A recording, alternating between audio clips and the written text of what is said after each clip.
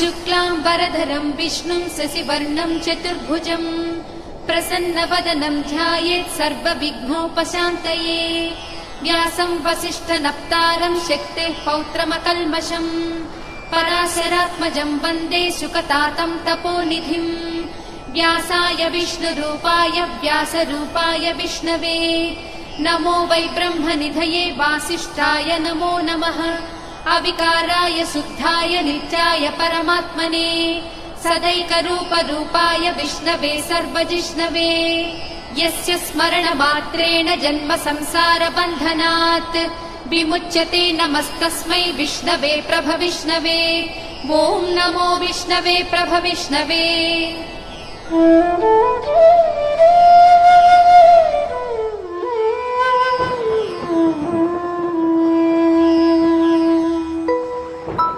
श्रीवैशम्पायन उवाच श्रुत्वा धर्मानशेषेण पावनानि च सर्वशः युधिष्ठिरः शान्तनवं पुनरेवाभ्यभाषत। युधिष्ठिर उवाच किमेकं दैवतं लोके किं वाप्येकं परायणं स्तुवन्तः कमर्चन्तः प्राप्नुयुर्मानवाः शुभम्। को धर्मः सर्वधर्माणां भवतः परमो मतः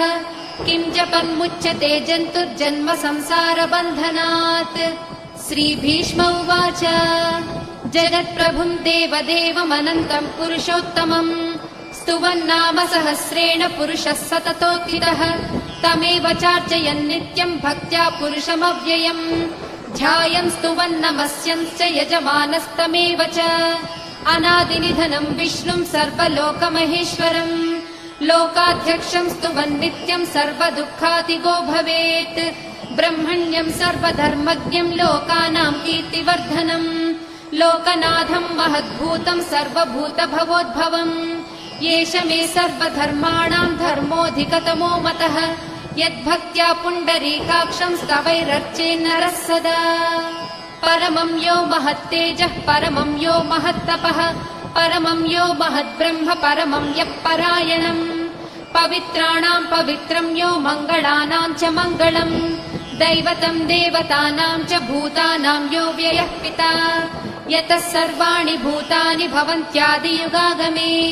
यस्मिंश्च प्रलयं यान्ति पुनरेव युगक्षये तस्य लोकप्रधानस्य जगन्नाथस्य भूपते विष्णोर्नाम सहस्रं मे शृणु पापभयापहम्। यानि नामानि गौणानि विख्यातानि महात्मनः ऋषिभिः परिगीतानि तानि वक्ष्यामि भूतये। ऋषिर्नाम्नां सहस्रस्य वेदव्यासो महामुनिः छन्दोऽनुष्टुप् तथा देवो भगवान् देवकीसुतः अमृतांशोद्भवो बीजं शक्तिर्देवकी नन्दनः त्रिसामा हृदयं तस्य शान्त्यर्थे विनियुज्यते। विष्णुं जिष्णुं महाविष्णुं प्रभविष्णुं महेश्वरम् अनेकरूपदैत्यान्तं नमामि पुरुषोत्तमम्।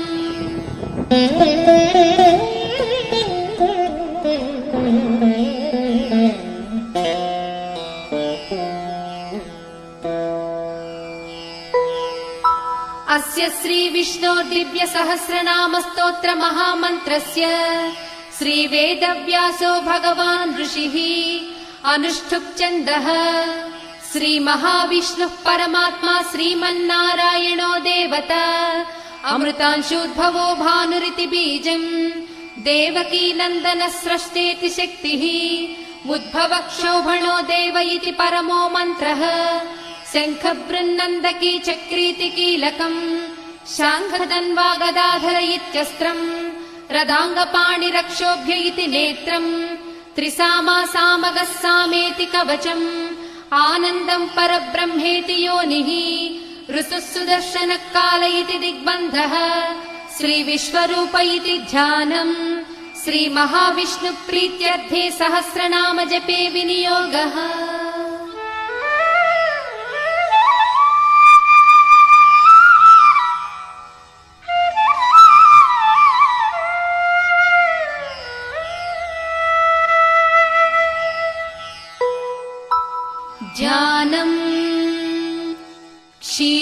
वन्वत्प्रदेशे शुचिमणिविलसत्सैकते मौक्तिकानाम्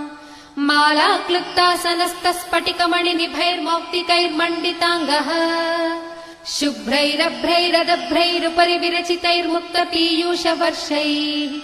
आनन्दीनः पुनीयादरिनलिन गदाशङ्खपाणिर्मुकुन्दः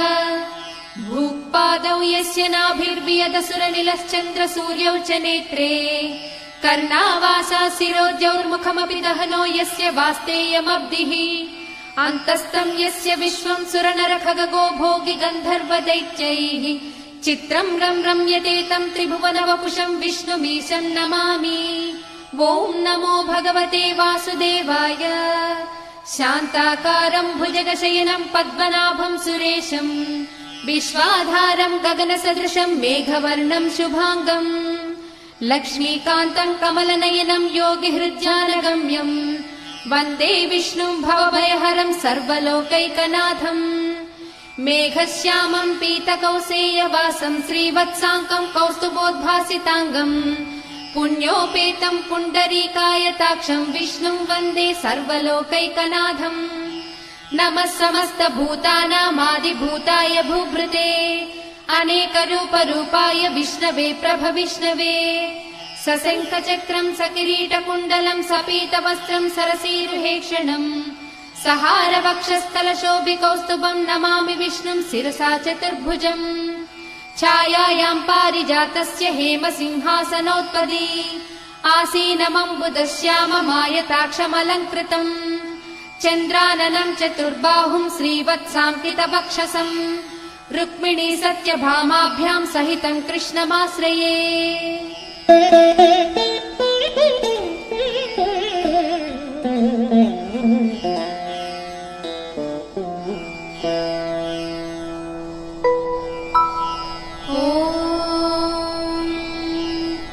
विश्वं विष्णुर्वषट्कारो भूतभव्यभवत्प्रभुः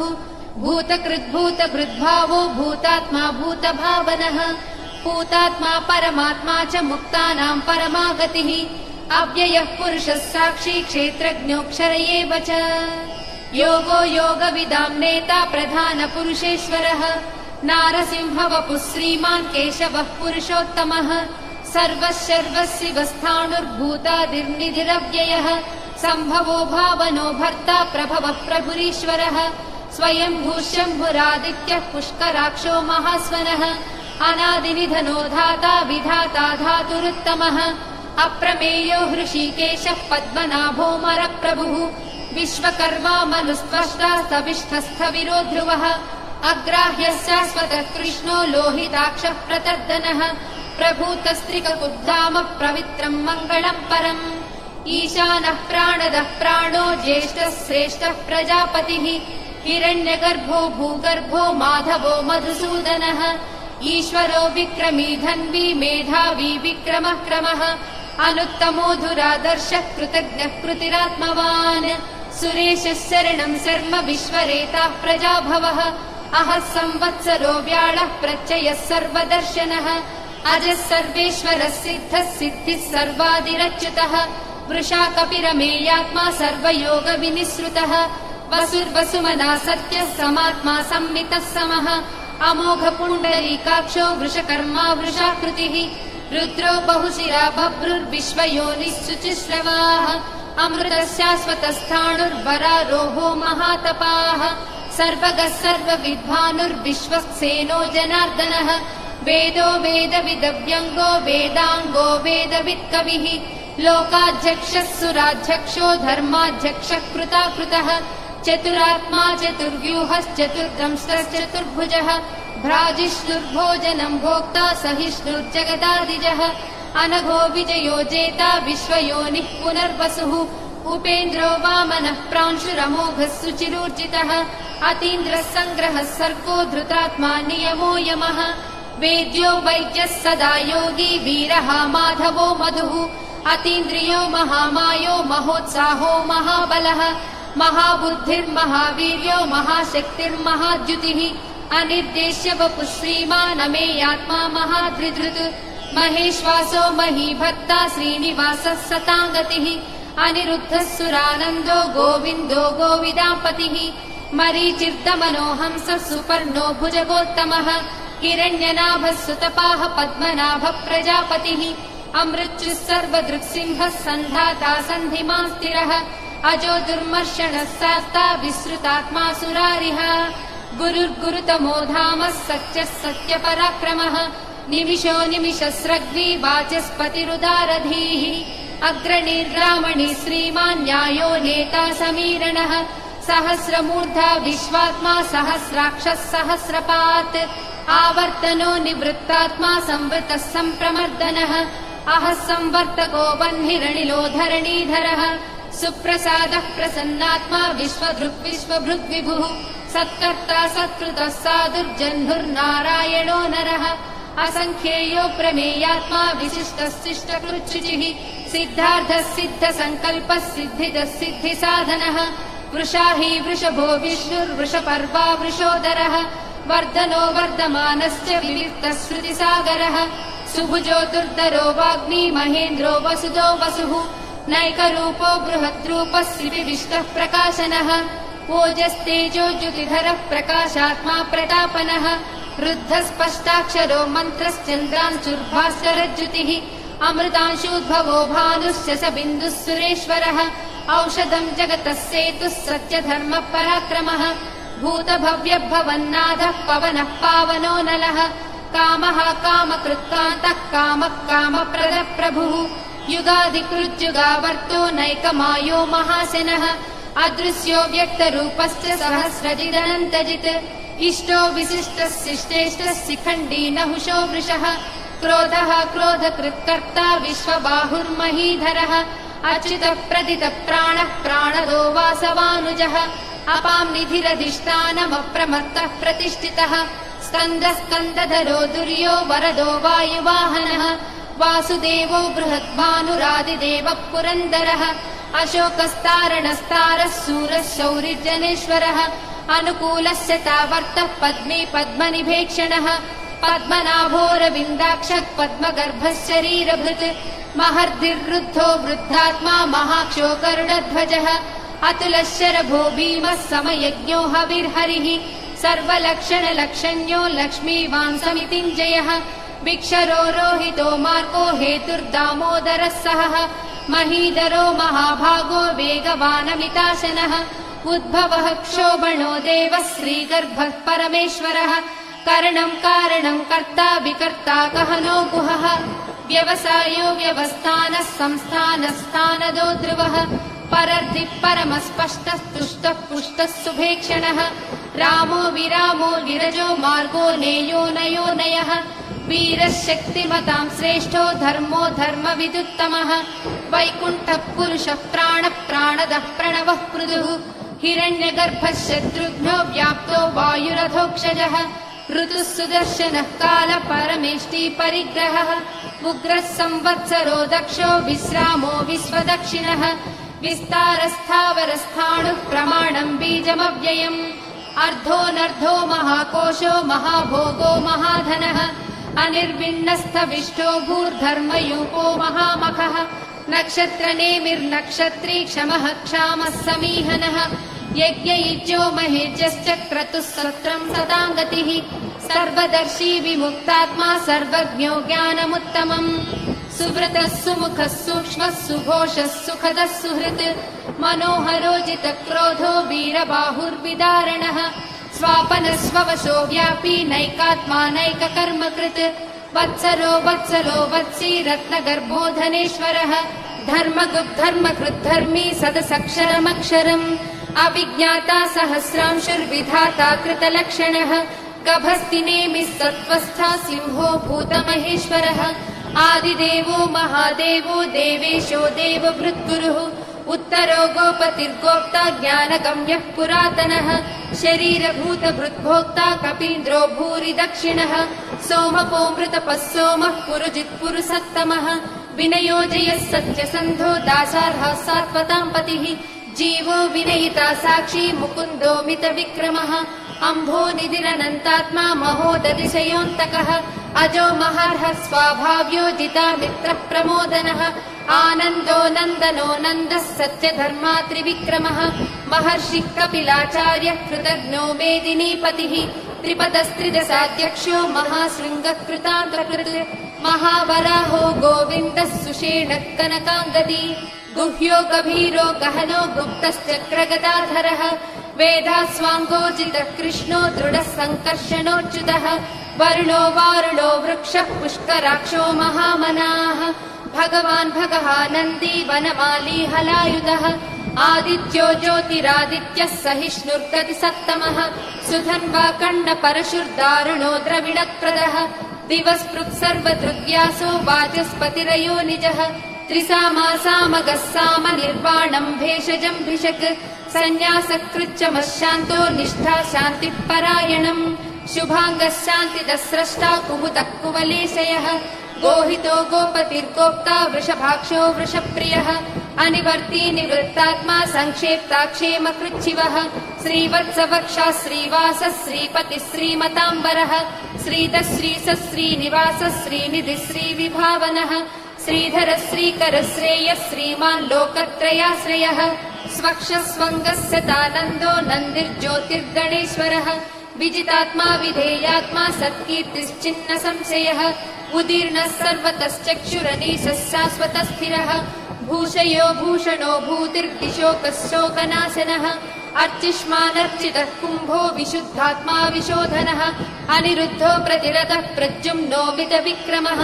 कालनेमिनिः वीरः शौरिः शूरजनेश्वरः त्रिलोकात्मा त्रिलोकेशः केशवः केशिहा हरिः कामदेवः कामपालः कामीकान्तः कृतागमः अनिर्देश्य वपुर्विष्णुर्वीरो नन्दो धनञ्जयः ब्रह्मण्यो ब्रह्मकृद् ब्रह्मा ब्रह्म ब्रह्म विवर्धनः ब्रह्मविद्ब्राह्मणो ब्रह्मी ब्रह्मज्ञो ब्राह्मणप्रियः महाक्रमो महाकर्मा महातेजा महोरगः महाक्रतुर्महायज्वा महायज्ञो महाहविः स्तव्यस्तव प्रियस्तोत्रम् स्तुतिस्तोतारणप्रियः पूर्णः पूरयिता पुण्यः पुण्यकीर्तिरनामयः मनोजवस्तीर्थकरो वसुरेता वसुप्रदः वसुप्रदो वासुदेवो वसुर्वसुमनाहविः सद्गतिः सत्कृतिः सत्ता सद्भूतिः सत्परायणः शूरसेनो यजुश्रेष्ठः सन्निवासः सुयामुनः भूतावासो वासुदेवः सर्वासु निलयो ननः दर्पः दर्पदो दृप्तो दुर्धरोधापराजितः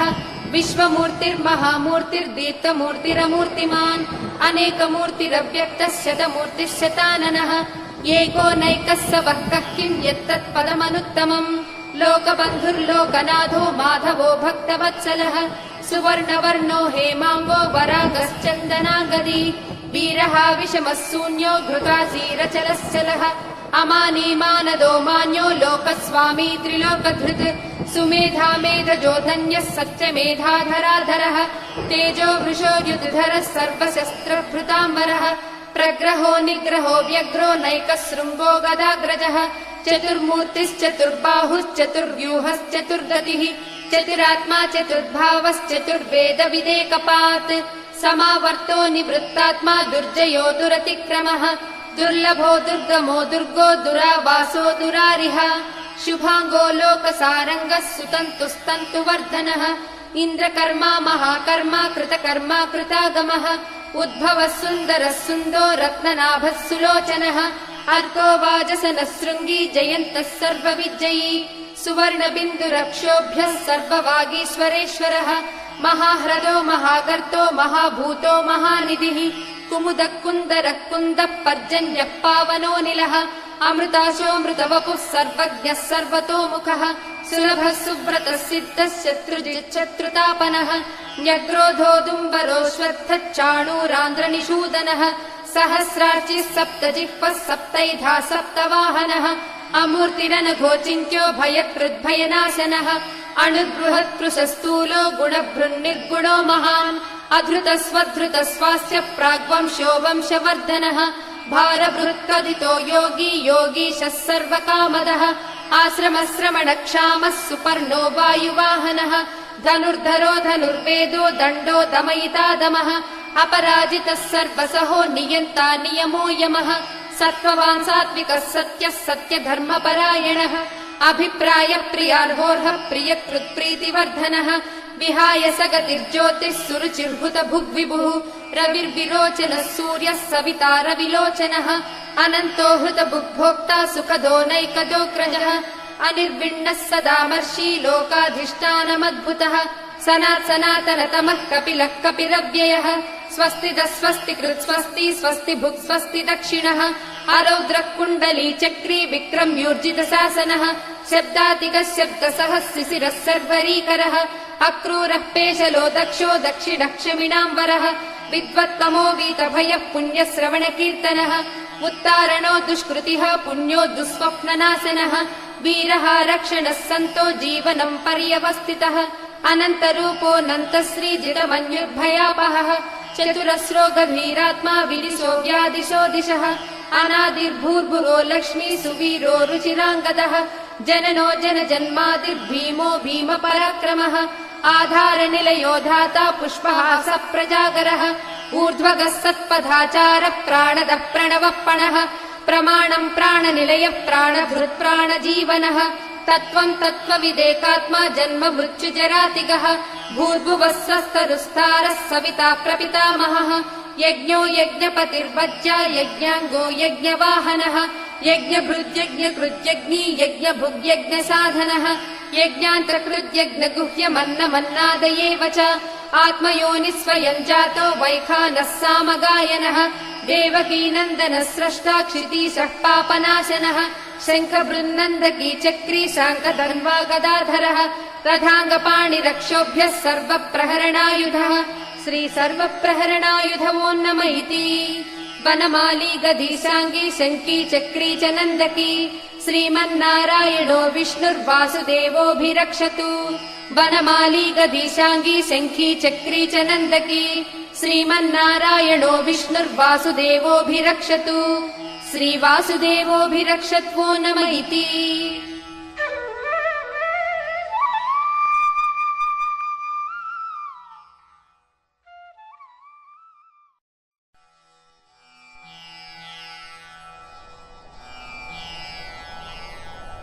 इतीदम् कीर्तनीयस्य केशवस्य महात्मनः नाम्नाम् सहस्रम् दिव्यानाम् अशेषेण प्रकीर्तितम् य इदम् शृणुयात् नित्यम् यश्चापि परिकीर्तयेत् नाशुभम् प्राप्नुयात् किञ्चित् सोमुत्रेह च मानवः वेदान्तको ब्राह्मणः स्यात् क्षत्रियो विजयी भवेत् वैश्यो धनसमृद्धः स्यात् शूद्रः सुखमवाप्नुयात् धर्मार्थी प्राप्नुयात् धर्मम् अर्थार्थी चार्थमाप्नुयात् कामानवाप्नुयात् कामी प्रजार्थी चाप्नुयात् प्रजाम् भक्तिमान् यः सदोत्थाय शुचिस्तद्गतमानसः सहस्रम् वासुदेवस्य नाम्नामेतत् प्रकीर्तयेत् यशः प्राप्नोति विपुलम् याति प्राधान्यमेव च अचलाम् श्रियमाप्नोति श्रेयः प्राप्नोत्यनुत्तमम् न भयम् क्वचिदाप्नोति वीर्यम् तेजश्च विन्दति भवच्च रोगो द्युतिमान् बलरूपगुणान्वितः रोगातो मुच्यते रोगात् बद्धो मुच्येत बन्धनात् भयान्मुच्येत भीतस्तु मुच्येतापन्न आपदः दुर्गाण्यतितरत्यासु पुरुषः पुरुषोत्तमम् स्तुवन्नाम सहस्रेण नित्यम् भक्तिसमन्वितः वासुदेवाश्रयो मर्त्यो वासुदेवपरायणः सर्वपापविशुद्धात्मा याति ब्रह्म सनातनम् न वासुदेव भक्तानाम् अशुभम् विद्यते क्वचित् जन्म मृत्युजरा व्याधि भयम् नैवोपजायते इमम् स्तवमधीयानः श्रद्धा भक्तिसमन्वितः युज्येतात्मसुखक्षान्तिः श्रीधृतिस्मृतिकीर्तिभिः न क्रोधो न च मात्सर्यम् न लोभो नाशुभामतिः भवन्ति कृतपुण्यानाम् भक्तानाम् पुरुषोत्तमे ज्यौस्रचन्द्रार्कनक्षत्रम् खम् दिशो भूर्महोदधिः वासुदेवस्य वीर्येण विधृतानि महात्मनः ससुरासुरगन्धर्वम् स यक्षोरगराक्षसम् जगद्वशे वर्ततेदम् कृष्णस्य सचराचरम् इन्द्रियाणि मनोबुद्धिः सत्त्वम् तेजो बलम् धृतिः वासुदेवात्मकान्याहुः क्षेत्रम् क्षेत्रज्ञ एव च